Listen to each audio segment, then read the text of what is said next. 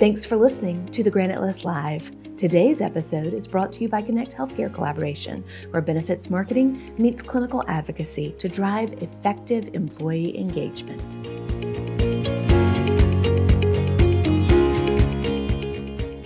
This is the Granite List Live, where we explore all things employee benefits and human capital. I'm your host, Sally Pace, and today I am joined by Stephen T. Boyd with Liviniti. He is founding partner and EVP of Business Development. More importantly, a longtime friend, personal friend of mine. So I'm thrilled about today's show. Steve, thanks for being on. I'm just happy for you and all the great growth of Granite List, and we're glad to support and have a great discussion today. Absolutely. Absolutely. Well, I'd love to open up by you telling a little bit about Liviniti. I know it's been a very exciting journey, and you were really one of the front runners pioneering the transparent pass-through PBM pricing model. We're going to dive into that in a minute. So why don't you start by just telling our audience a little bit about Liviniti? So those of you that may not know me personally, I think part of that story to tell you about Liviniti needs a little background on myself. So I'm a pharmacist, and Sally mentioned I'm co-founder of Liviniti alongside my wife. My wife is Leanne Boyd, who serves as our CEO. And back in the early days, we were independent pharmacists. We were dispensing drugs to our community, taking care of patients, and working shoulder to shoulder with doctors in our community. But at the end of the day, it got very challenging to operate the pharmacy. And so we kind of foreshadowed, is this what we want to do for the rest of our career? And we asked the question, what else could we do to support employers and patients? And so there was this opportunity that my wife primarily gets the credit for. She said, why don't we start a PBM? And we worked with some of the local pharmacists in the state of Louisiana around that idea, but it was clear that someone was going to have to jump in with both feet. And that's what we did. And it was about 17 years ago. And the concept and the idea was, could we make PBM simpler? Could we educate the marketplace on what was out there and why drug prices the way they were? And on that journey, we all of a sudden found out there was a lot behind the scenes, right, Sally? We've talked about that numerous times. Mm-hmm. Yes. In fact, we found 58 different ways that the PBMs were making money that nobody knew about. And so our idea was, let's not practice the same way. Let's educate on these 58 revenue streams that are hidden in the marketplace. And let's teach people around what's going on. And so we simplified the model by creating just a pass-through pricing model, meaning whatever the pharmacies paid is what the clients charged. And then we also said, these rebate dollars, they don't belong to us. These are the clients' dollars. Let's pass all those through to the clients. And then I think one of the most ironic things that we did is that we said, hey, why don't we tell you exactly what we're charging you for the services we're rendering? So that way, at the end of the day, you can ask the following question. Did that little guy from Louisiana do what he said he was going to do? And did they give us good service? And did we save the money that he said it was going to happen? And that way you can evaluate us in a traditional sense of evaluation is, did we accomplish our goals together?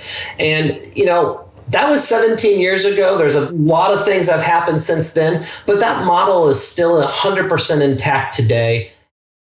Oh gosh, that's the 58 ways. That's a blast from the past, because I know our team has printed numerous of your handouts that explore those 58 ways, which could be a whole nother discussion on a whole different podcast. But yes, I do have some specific questions about what's going on in today's environment.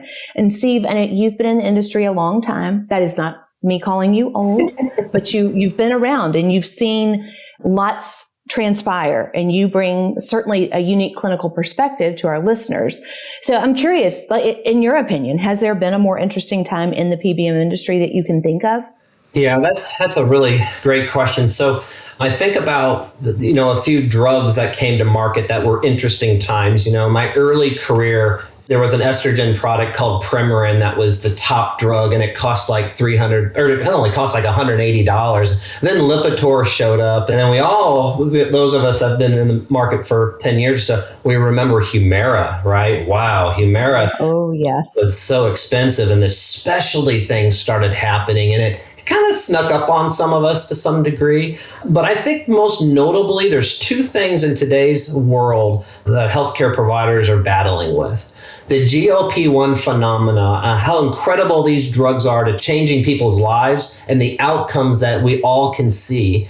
But obviously, the advocacy around how PBMs have inflated prices over all the years and how that advocacy now has resulted in multiple forms of legislation that is ultimately going to impact the industry over the next few years and creating, well, maybe we say forcing some change in healthcare, especially in the pharmacy. So those two things I think are probably the most interesting things going on right now that we've never seen really historically in the past. Well, and I'd love to spend a little bit of time talking about that second one, because you're right, GLP-1s are in their heyday. They've gotten a ton of coverage, but so has some of this new legislation that's coming into the forefront, specifically the Consolidated Appropriations Act of 2026, obviously commonly called CAA 2026. It's been described as the most meaningful PBM legislation of the last 20 years. Steve, I'd love your take on that. Do you agree? Yeah, great question, Sally. And I think on a personal level, I'd like to share with the group that I got to work with Senator Cassidy out of Louisiana, who served on the Health, Education, Labor, Pension Committee. And starting multiple years ago, he was really invigorated to learn about PBM as well as try to make reform change. And so we worked with drafting multiple bills and language that eventually ended up in the Consolidated Appropriations Act that we have today. And so in specifics to your question, I think for decades, PBM reform discussions largely focused on, voluntary transparency and contract negotiations and state-by-state legislation. But what the CAA fundamentally changes is that by establishing federal standards for transparency, compensation disclosures and rebate pass-through, and in some accords, fiduciary oversight now is a requirement. So what makes this legislation so significant is that it doesn't simply just require more reporting. It actually changes the rules of governing for how PBMs operate with employer-sponsored health plans. And it creates kind of this enforceable accountability mechanism. And so PBMs now face federal disclosure requirements and reporting obligations and audit rights, and there's penalties for noncompliance. So from Liviniti's perspective, these reforms validate the transparent pass-through model that we championed 17 years ago, right? And we long believed that employers deserve to know where every single dollar goes and receive the full value of rebates and discounts negotiated on their behalf. And so we spent a lot of time advocating for this change, and it's pretty cool to say that maybe we were part of that to making it happen. That is awesome. And you ticked off a couple of things, but I'd like to dig a little deeper. So in your opinion, especially being so close to it, what would you say the 3 or 4 most important provisions mandated by this legislation are? Yeah, I think if you were to list them, I think 100% rebate pass-through definitely sits up there because it's an educational moment. Because believe it or not, some employers don't know much about rebates, right, and how they work. So unprecedented transparency and reporting, for sure, it would be number 2. Probably number 3, PBM compensation disclosures and ERISA oversight would fit in there. And then, number 4 may not be quite as insignificant, but just the discussions around limiting spread pricing and how spread can be available, but now you're going to be able to monitor it better and have disclosure within spread pricing. So I'd say those 4 on a list basis are important, and I'm happy to talk about any of them if you were to choose one that you think we should dive deeper into.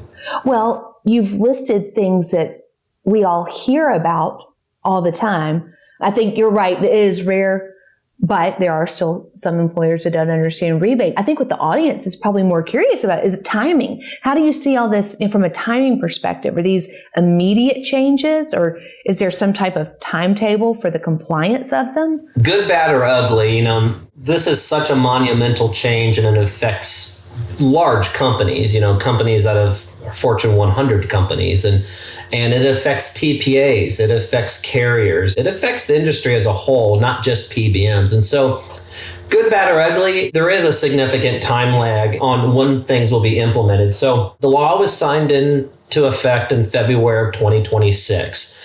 And I think what we're going to see over the next year to year and a half is this regulatory rulemaking period in which the DOL, the HSS, the Treasurer are expected to issue guidelines and implementation rules. And employers should review these contracts during that period of time during the renewal. So, in August of 28, statutory PBM reforms become effective for non-calendar plan years beginning after that date. And so this will include that transparency reporting and rebate pass-through and spread pricing disclosures and this fiduciary requirement.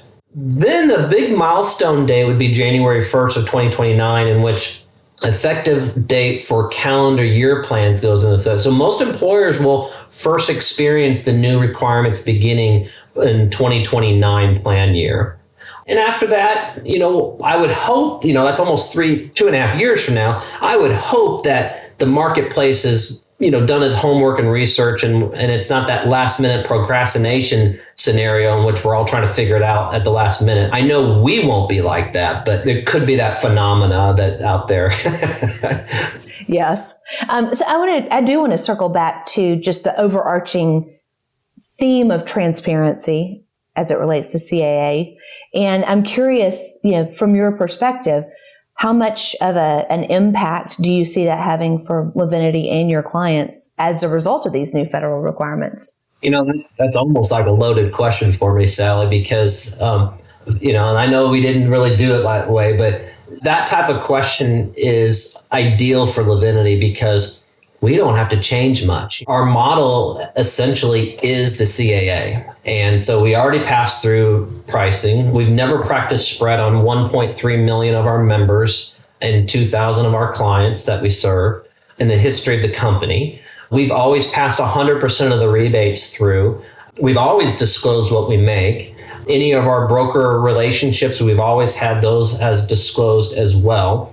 And so probably the biggest thing that we will have to change is we may have to abide by the new reporting requirements and create CAA reporting, which we've already started essentially doing. But it's not like we have to do that much more in order to accomplish that. So it's not a big pull for us. That's good. All right. So let's switch from transparency to fiduciary duties. And that is the other that, we've heard a ton in the news about fiduciary compliance. There certainly have been highly visible lawsuits around these opaque PBM practices coming to light. So can you talk through how a PBM's operating model relates to an employer's ability to comply with their fiduciary duties? Yeah, good question.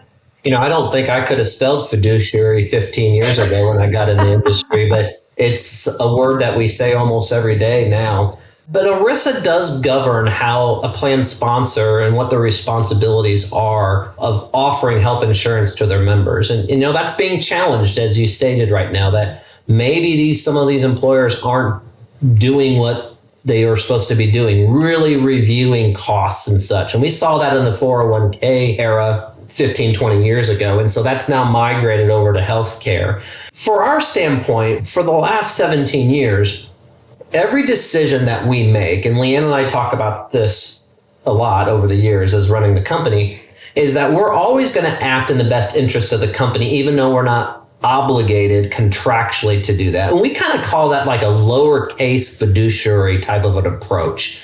Now, a capital F fiduciary would be the responsibility of that employer, that they are truly liable for the decisions that they make if they're part of that committee. So I think in the essence to your question is that a PBM now is going to have to think more intuitively, strategically on how their service model and their cost of their drugs really does affect the decision makers of that health plan, and work more collaboratively, not only with the plan sponsor, but with the broker on the decisions they're making on formulary, the decisions that they're making on pharmacy network. And it's broader than just those two things, but it really is going to require us to work together, I hope, a little bit better to ensure that the decisions that the PBM is doing isn't affecting the fiduciary responsibility of that plan sponsor. Obviously, we think that's a good thing, right? That we think that's an opportunity because we're doing it, we're good at it, and we want to help those employers make good decisions. Absolutely. Well, in the few minutes we have remaining, let's take a step back and just as you see the landscape in general, are there any other key points that are related to the pharmacy industry that we really didn't touch on that you want to add for our listeners, Steve? I think as a result of the CAA and level playing field and smaller market PBMs, now we're finally getting opportunities, larger opportunities. And so I'm not necessarily a big government guy, right? But there's no doubt that the PBM space got big, right? And so I think this allows us to have a better, fair approach to being able to tell the story and the options that are out there.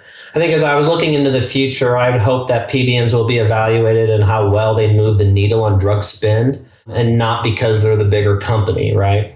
I think delinking PBM's revenue from drug spend is, really important, and a fee-for-service model does make sense in this space. And it appears that those discussions now are there. And so the bottom line is brokers and employers and others are becoming more aware of the conflicts in the interest traditional model. They now realize how true transparency is good for their clients, the plan members, the brokers, and literally everyone who pays. So I think at the end of the day, I'm excited about the education that's out there, the discussion, people like you that are bringing the opportunity to have this discussion on a broader basis. And so I think that the future looks a little bit better than it did a couple of years ago on helping plan sponsors manage costs. And that's largely in part due to the work that you and others in this space have done. You've rolled up your sleeves and done the hard work. So it's been fun to tell your pharmacist turns Mr. Smith goes to Washington story about being on the front lines of the changes that we know to be the CAA. And it is remarkable to see how the industry is shifting towards this mandate for transparency, for fiduciary responsibility. So Steve, I want to thank you and your team for all the hard work that you do. We love being partners with you, and we love getting to showcase all the great work that you do on the Granite List. Also, couldn't do this without our audience. So thank you for tuning into another episode of the Granite List Live. Thank you for listening to this episode of the Granite List Live. Access our entire library by visiting your favorite podcast venue or subscribe on our site, thegranitelist.live.